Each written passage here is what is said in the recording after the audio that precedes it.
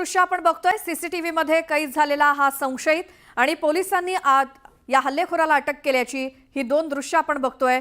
काल सैफच्या घरातून हल्ला करून पळून जात असलेला जिन्यावरती सीसीटीव्ही कॅमेरामध्ये कैद झालेला हा हल्लेखोर आपल्याला दिसतोय। तर दुसरीकडे ज्या आरोपीला आज अटक केलेली आहे तोच हा आरोपी पोलिसांच्या आता अटकेत आहे। मुंबईतल्या चर्चगेट भागातनं या आरोपीला पोलिसांनी अटक केली आहे। वडाळा परिसरामध्ये राहत असल्याची माहिती मिळाली आहे।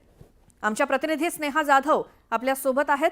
स्नेहा, आता पोलिसांच्या अटकेत आहे आरोपी, त्याचसोबत तुम्ही आहात तिथे सैफ अली खानच्या घराबाहेर, तिथले काय अपडेट्स आता?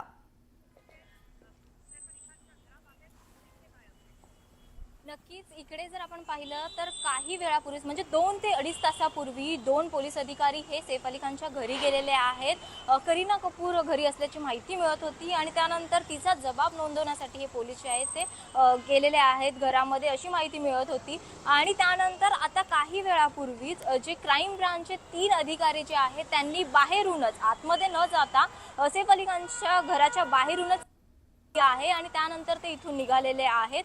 आणखी जबाब म्हणजेच करीना कपूर आणि सैफ अली खानचा जबाब हे बाकी आहेत, त्यामुळे त्यांचे जबाब देखील महत्त्वाचे मानले जात आहेत आणि त्यानंतर आणखी काही गोष्टी समोर येणार आहेत। बिलकुल स्नेहा, आणि ही दोन दृश्य आपण आपल्या प्रेक्षकांना दाखवतोय। तिकडे जबाब नोंदवण्याची प्रक्रिया सुरू आहे।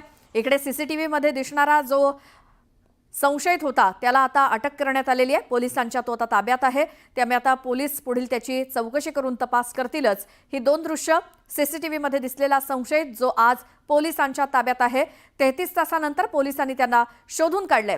परराज्यामध्ये तो पळाला असावा अशी शक्यता वर्तवली जात होती, मात्र तो कुठेही पळालेला नव्हता।